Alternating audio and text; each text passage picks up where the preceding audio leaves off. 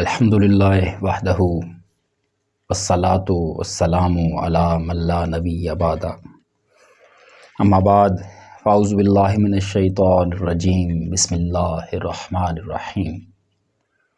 رب اشرح لی صدری ویسر لی امری واحلل عقدۃ من لسانی یفقہوا قولی۔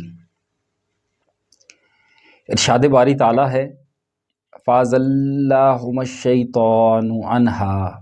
فَأَخْرَجَهُمَا مِمَّا كَانَ فِيهِ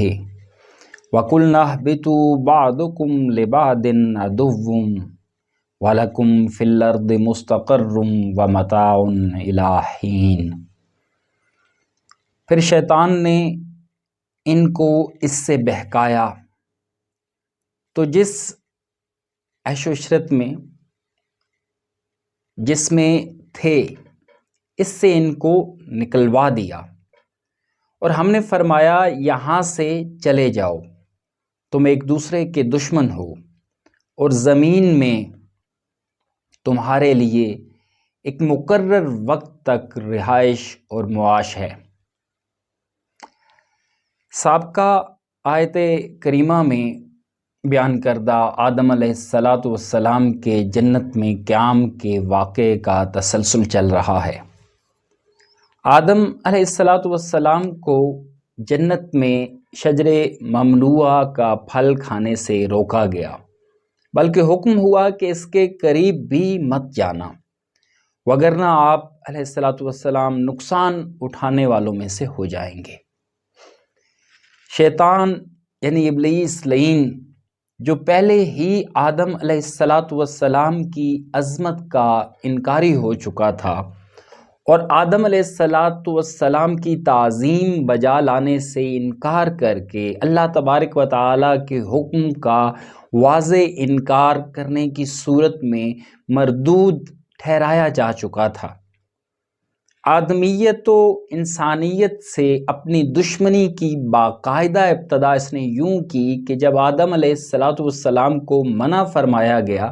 کہ اس درخت کے قریب نہ جانا تو شیطان نے مختلف ہیلوں بہانوں سے آپ کو بہکانا شروع کیا اور ان کے دل میں یہ وسوسہ و خیال ڈالا کہ اس درخت کا پھل کھانے سے آپ ابدالآباد جنت میں رہیں گے اور ہمیشہ کی حیات پائیں گے۔ اس کے لیے اس نے مختلف حربے استعمال کیے اور قسمیں کھائیں، تو اس کی ان قسموں پہ آدم علیہ السلام یقین کر بیٹھے اور اس درخت کا پھل چکھ لیا۔ اب سوال یہ پیدا ہوتا ہے کہ وہ جنت میں داخل کیسے ہوا؟ مفسرین کرام نے اس کی مختلف توجیہات بیان فرمائی ہیں۔ سب سے معتبر صورت جو مفسرین کرام نے بیان فرمائی ہے کہ اس نے آپ کے دل میں وسوسہ اور خیال ڈالا جس پہ اسے قدرت حاصل ہے۔ دوسرا سوال کہ کیسے شیطان نے حضرت آدم علیہ السلام کو بہکا لیا حالانکہ وہ اللہ کے برگزیدہ بندے، اللہ کے نبی تھے؟ تو اس کی ایک وجہ تو تقدیری معاملہ ہے، کیونکہ آدم علیہ السلام کا اصل قیام جنت میں نہیں تھا بلکہ انہیں زمین پہ خلیفۃ الارض بنا کے بھیجا جانا تھا اور ان کا اصل قیام تو زمین پر ہی تھا، سو یہ معاملہ اس کا سبب ٹھہرا۔ دوسری وجہ اس سارے واقعے کی یہ ہے کہ اس سے بنی نوع انسان ابن آدم کو سبق سکھایا جا رہا ہے کہ جب بھی کسی کام کی ممانعت اللہ کی طرف سے ہوگی تو شیطان جو تمہارا ازلی اور سب سے بڑا دشمن ہے ضرور تمہارے دل میں وسوسے ڈالے گا اور کوشش کرے گا کہ کسی طرح تم اللہ تبارک و تعالیٰ کی نافرمانی کرو، کسی طرح وہ اللہ تبارک و تعالیٰ کی نافرمانی تم سے کروا لے۔ اس واقعے میں بھی اس نے آدم علیہ السلام سے یہ فعل، یہ ممنوع کام کروانے کی کوشش کی اور بالآخر ان سے یہ فعل، یہ خطا، یہ بھول سرزد ہو گئی، جیسا کہ سورۃ طٰہٰ آیت نمبر 115 میں ارشاد فرمایا گیا فَنَسِیَ وَلَمْ نَجِدْ لَهُ عَزْمًا، ان سے بھول ہوئی، اس میں ان کا ارادہ نہیں تھا۔ یہ سورۃ طٰہٰ کی یہ آیت کریمہ عصمت انبیاء علیہم الصلاۃ والسلام پر بھی دلالت کرتی ہے کہ آدم علیہ السلام سے گناہ یا نافرمانی نہیں ہوئی بلکہ بھول ہوئی، کیونکہ گناہ و نافرمانی ارادتاً ہوتی ہے، جو غیر ارادی ہو وہ بھول یا خطا ہوتی ہے، گناہ نہیں۔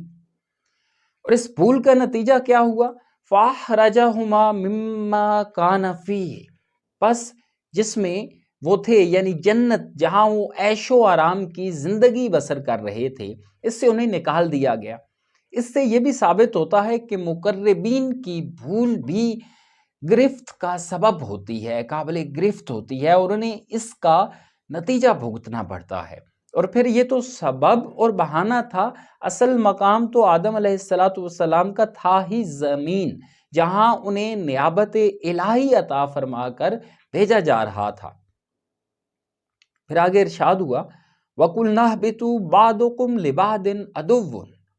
اور ہم نے فرمایا چلے جاؤ، تمہارے بعد کے دشمن ہیں، یعنی تم ایک دوسرے کے دشمن ہو۔ ان کی اس بھول کے سبب پہلے تو انہیں جنت سے بے دخل کر دیا گیا،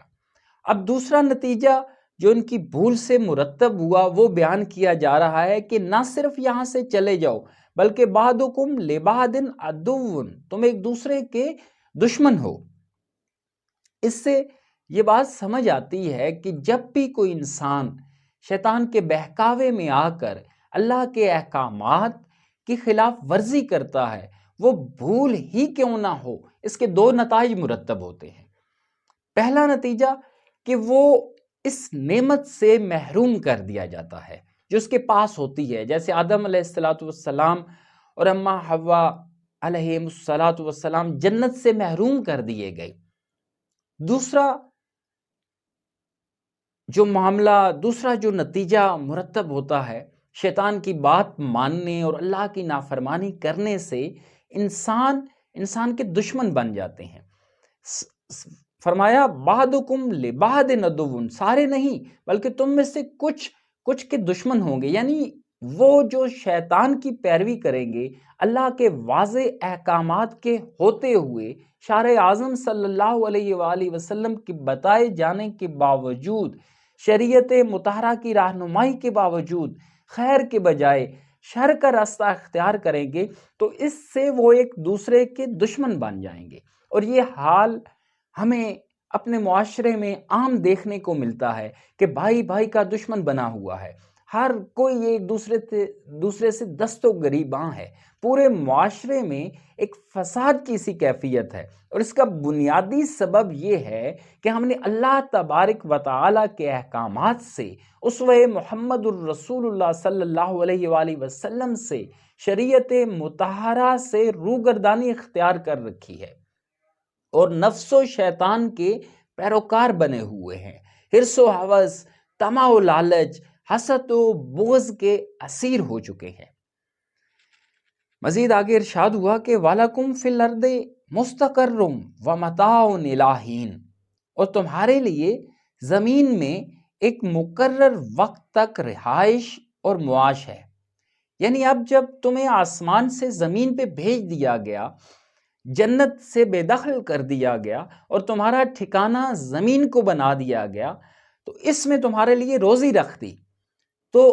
یہ نہ سمجھ لینا کہ یہ مستقل ٹھکانہ ہے اور یہاں ہمیشہ رہنا ہے، بلکہ فرمایا الٰی حین، ایک مقرر وقت کے لیے۔ آدم علیہ السلام اللہ کے برگزیدہ بندے اور نبی ہیں، حقیقت میں ظاہراً خطاب تو ان سے ہے، لیکن بنی نوع انسان کو، بنی آدم کو حقیقت میں فرمایا جا رہا ہے کہ جس طرح آدم علیہ السلام سے لے کر اب تک ہزاروں سال گزر چکے، کتنی دنیا آئی اور چلی گئی، تو تم بھی یہ بات یاد رکھو کہ اس زمین کو تمہارے لیے عارضی قیامگاہ بنایا گیا ہے، یہاں تمہاری روٹی روزی، تمہارا رزق محدود ہے، ایک دن آخرکار تمہیں لوٹنا ہے۔ پھر اگلی آیت میں ارشاد باری تعالیٰ ہے فَتَلَقَّى آدَمُ مِن رَبِّهِ كَلِمَاتٍ فَتَابَ عَلَيْهِ إِنَّهُ هُوَ التَّوَّابُ الرَّحِيمُ، پھر آدم علیہ السلام نے اپنے پروردگار سے کچھ کلمات سیکھے، تو اللہ نے انہیں معاف فرما دیا، بے شک وہ بڑے معاف فرمانے والے اور رحم کرنے والے ہیں۔ اس بھول کے بعد اللہ تبارک و تعالی نے آدم علیہ السلام کو خود کچھ کلمات سکھائے۔ یہ کلمات کیا تھے؟ اس میں مفسرین و محدثین کی مختلف آراء ملتی ہیں۔ کچھ نے فرمایا کہ وہ کلمات تھے ربنا ظلمنا انفسنا وَإِن لَّمْ تَغْفِرْ لَنَا وَتَرْحَمْنَا لَنَكُونَنَّ مِنَ الْخَاسِرِينَ، جبکہ کچھ نے کہا کہ انہوں نے عرش کے پائے پہ محمد الرسول اللہ لکھا ہوا دیکھا تو انہوں نے ان کلمات کے ذریعے سے سفارش طلب کی تو ان کی سفارش قبول ہو گئی۔ الغرض جو بھی کلمات تھے اس سے اللہ تبارک و تعالی نے ان کی بھول معاف فرما دی، کیونکہ وہ ذات معاف فرمانے والی اور رحم فرمانے والی ہے۔ اس سے ہمیں جو سبق دیا جا رہا ہے کہ جب بھی کوئی غلطی، کوئی گناہ یا بھول سرزد ہو تو فوراً رجوع اللہ ہونا چاہیے، اللہ کے حضور آہوزاری کرنی چاہیے، اللہ سے اپنے گناہوں کی توبہ کرنی چاہیے، تو اس سے اللہ تبارک و تعالی ضرور معاف فرما دیتے ہیں، کیونکہ خود اللہ تبارک و تعالی اپنے بارے میں فرما رہے ہیں، اپنے بارے میں اللہ تبارک و تعالی خود بتلا رہے ہیں کہ انہ هو التواب الرحیم، بے شک وہ بڑے معاف فرمانے والے اور رحم کرنے والے ہیں۔ اللہ بڑے غفور ہیں، اللہ بڑے رحیم ہیں، وہ کسی پہ سختی یا تنگی کا معاملہ نہیں کرنا چاہتے، بلکہ معافی قبول کرنے والی اور رحم کرنے والی ذات ہے اللہ تبارک و تعالیٰ کی۔ اللہ تبارک و تعالیٰ ہماری خطائیں اور گناہ معاف فرمائے اور ہمارے ساتھ اپنے رحم و کرم والا معاملہ فرمائے۔ اللہ تبارک و تعالیٰ سے دعا ہے اللہ تبارک و تعالیٰ ہمیں صراط مستقیم سمجھنے،